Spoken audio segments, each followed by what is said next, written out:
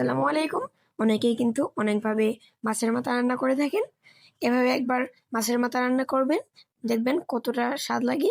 আজকে আম্মু লেবু পাতা দিয়ে মাছের মাথার ঘন্ট রান্না করে দেখাবে। তো প্রথমে আম্মু এখানে মাছের মাথাগুলোকে সরিষার তেলে একটু ভেজে নিচ্ছে। তো ভালো করে ভেজা হয়ে গেলে এগুলোকে এখন আম্মু এখানের মধ্যে অ্যাড করে দিল আদা বাটা, রসুন বাটা এবং পেঁয়াজ বাটা। তো এগুলো দেওয়ার পর ভালো করে মাছের মাথার সাথে মিশিয়ে নিচ্ছে। তো দেখতে পাচ্ছেন মাছের মাথার সাথে ভালোভাবে মেশানো হয়ে গেলে এখন আম্মু এখানে লবণ, তারপর হলুদের গুঁড়া, তারপর মরিচের গুঁড়া, তারপর এখানে সামান্য ধনিয়ার গুঁড়ো অ্যাড করে দিল। তো তারপর ভালো করে মশলাটিকে কষিয়ে নিচ্ছে। তো দেখতে পাচ্ছেন আম্মু একটু ভালোভাবে মশলাটিকে কষিয়ে নিচ্ছে।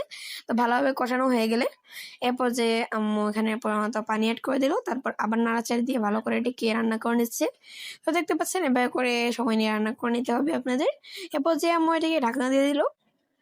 এরপর যে ঢাকনা ওঠানোর পর দেখতে পাচ্ছেন এটা হালকা বরফ চলে এসেছে। তো এরপর যে আম্মু এখানের মধ্যে আগে থেকে আম্মু কিছু কচি লেবু পাতা এনেছিল, এগুলাকে এভাবে করে কেটে দিয়ে দিল। তো লেবু পাতাটা কিন্তু এটি মূল উপকরণ। তো লেবু পাতা ছাড়া কিন্তু এটি মজায় লাগবে না। আপনারা লেবু পাতা অবশ্যই সংগ্রহ করবার চেষ্টা করবেন।